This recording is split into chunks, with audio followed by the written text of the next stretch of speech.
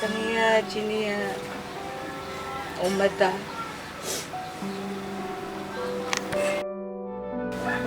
Chini, Amay po. Umampo ko si po. Sumbat mo yan ha?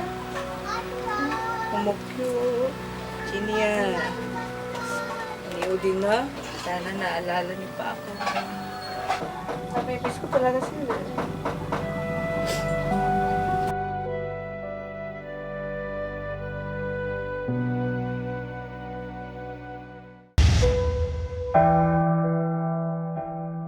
Maraming mga Pilipino ngayon nilamon na raw ng sistema sa panonood ng mga Korean drama. Pero ang isang Facebook post na tumawag sa aming atensyon kamakailan, pang real life K-drama raw. Ako po si Jason Lee, 16 years old, half Korean, half Filipino. Nanghihingi po sana ako ng tulong sa KMJS o kahit ano pa pong bagay na maaaring makatulong sa akin para po sana sa kuya ko na naiwan sa South Korea. Kasi si mama ko po noon na si Felicidad Reyes, tumakas po siya ng Korea dahil po sa papa ko. 16 years na po kaming nangungulila kina kuya, sina Lee Sung-hee at Lee Jin-hee. Hindi na po kasi kayang bumalik ni mama sa Korea para kuhain sina kuya. Dahil na rin sa kakulangan ng pera, tulong. Kaya naisipan ko po na sa inyo na po kami manghingi ng tulong para po matupad sana ni mama ang pangako niya kina kuya. Ang tinutukoy ng ina sa Facebook post na si Felicidad o Gingging, natagpuan namin dito sa Dingalan, Aurora. At handa raw siyang ikwento ang lahat-lahat sa mala-Korean drama niyang buhay.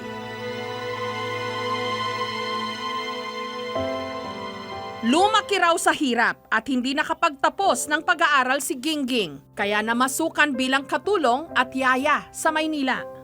Dahil subsob sa pagtatrabaho para kahit paano makapag-relax naman, isang araw nagkayayaan daw sina Gingging at ang kanyang mga kaibigan sa Korean bar na pinagtatrabahuhan naman ng isa nilang kasama.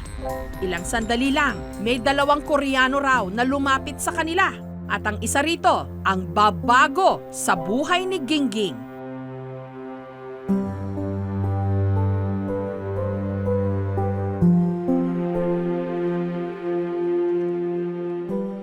Ang 24 anyos noon na Koreano na si Lee Seung-soo. Napadpad si Lee Seung-soo dito sa Pilipinas para mag-aral ng Ingles. At hindi natapos nung gabing yon ang kanilang pagkikita dahil niyaya pa raw ni Lee Seung-soo si Gingging na mag-out of town.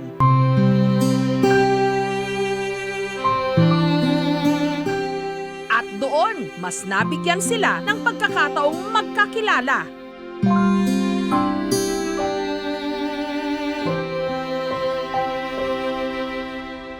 Hanggang sa nahulog na ang loob nila sa isa't isa. Nag-date kami sa Puerto Galera, punta kami ng Baguio. Tapos naging maganda naman po yung patutungo niya sa akin. Kaya parang nagustuhan ko na rin siya noon. Pero taong 1990, kinailangang bumalik ng Korea ni Lee Seung-soo. Kampante naman si Gingging na hindi magbabago ang kanilang pagtitinginan kahit pa long-distance relationship sila. Noong mga panahong yun kasi, si Gingging ipinagbubuntis na ang kanilang panganay. Pagbalik ng Pilipinas ni Lee Seung-soo, doon na ipinagtapat ni Gingging na nagdadalang tao siya. At noong February 5, 1992, ipinanganak ang kanilang panganay, si Lee Sung-hee. Pagkasilang, inuwi ni Gingging ang kanyang baby sa kanilang probinsya sa Aurora. Samantalang ang ama, bumalik pa Korea para kausapin ang kanyang ina. Ang ina kasi ni Lee Seung-soo hindi raw pabor sa karelasyon ng kanyang anak sa Pilipinas. Sa kultura raw kasi ng mga Koreano, ang nag-iisang anak na lalaki sa pamilya, katulad ni Lee Seung-soo, dapat Koreano rin ang mapapangasawa. Yung sa unang panganay ko, ang sabi niya, gusto niyang dalhin doon. Sabi ko nga pag-isipan pa natin. Tapos sabi niya, pakakasalan kita. Pero harangan man ng sibat, walang makapigil sa pag-iibigang Gingging at Lee Seung-soo.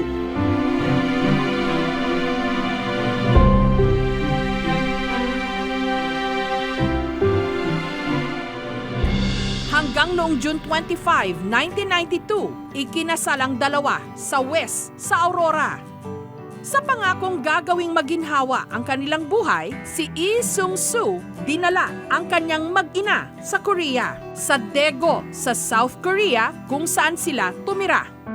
Pero ang pamilya ng kanyang mister, hindi raw naging mainit ang pagtanggap kay Gingging.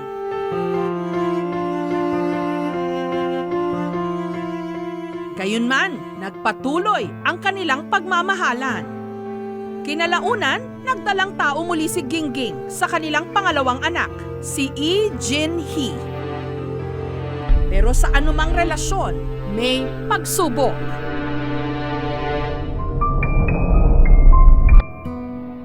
Namimiss ko siya kahit papano.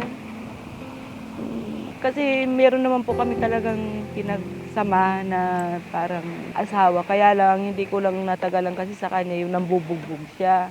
Ilang beses sinubukang hiwalayan ni Gingging ang kanyang mister. Makailang beses siyang tumakas pa uwi ng Pilipinas. Pero ilang ulit din siyang sinusundo ng kanyang mister pabalik ng Korea.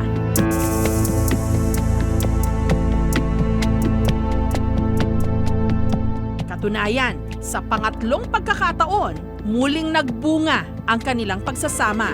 Pero para sa pamilya ni Lee Seung-soo, kalabisan na raw ito.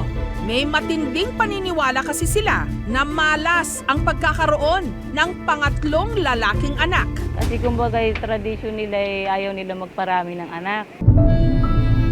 Lalo na sa pamilya namin na isang kahig lang, isang tuka. Yung gusto kasi nung biyanang ko, ipalaglag. Tapos yung mga hipag ko. Inuwi ko siya dito, tinakas ko. Total, buntis naman ako. Meron akong isang anak na dala-dala. Kaya siguro naman ako, hindi ako masyadong ma-homesick. Pero hindi pa rin, ma-homesick ka pa rin.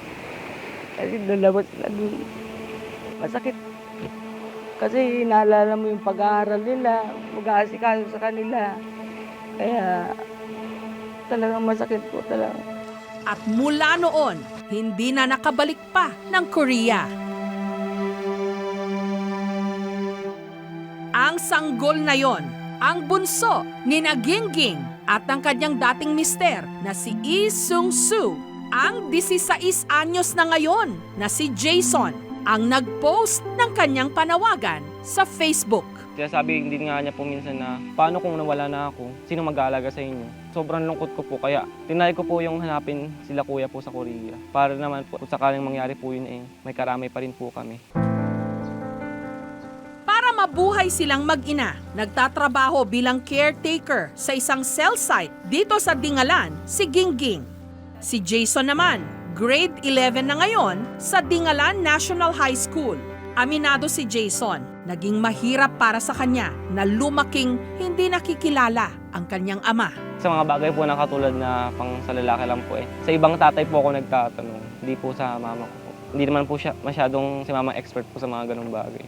Malaki raw ang kanyang tampo sa kanyang Koreanong ama. Gusto ko po sabihin kay Papan na bakit niya po ginawa yun. Kasi po kapag tag-away po sila ng mama, umuwi po si mama dito po sa Pilipinas, sinusundo po ni Papa, naghingi po ng sorry, ng patawad po. Tapos bumabalik din po si mama sa Korea. Pero paulit-ulit pa rin niya po yung ginagawa yun. Gusto po sabihin sa kanya na hindi po ba siya maturuan po ng isang bagay.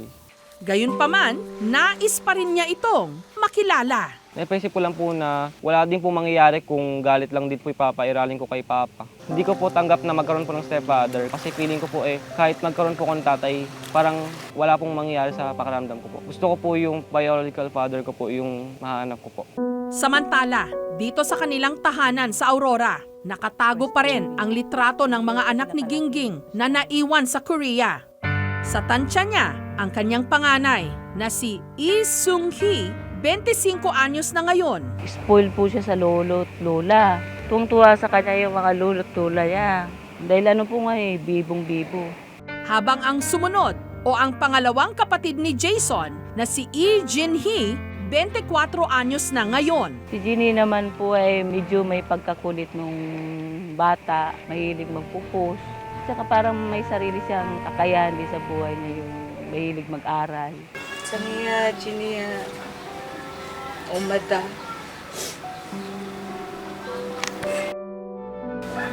Chini. Amay po. Tumampo ko siya po. Chumban mo yan ha. Kumukyo. Chinia. Niyo na. Sana naalala niyo pa ako. Napipis ko talaga sila.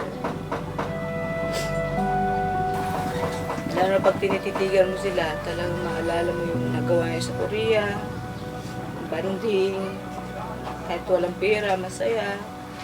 Ito lang alam nung iniwan ko kung anong lagay nila.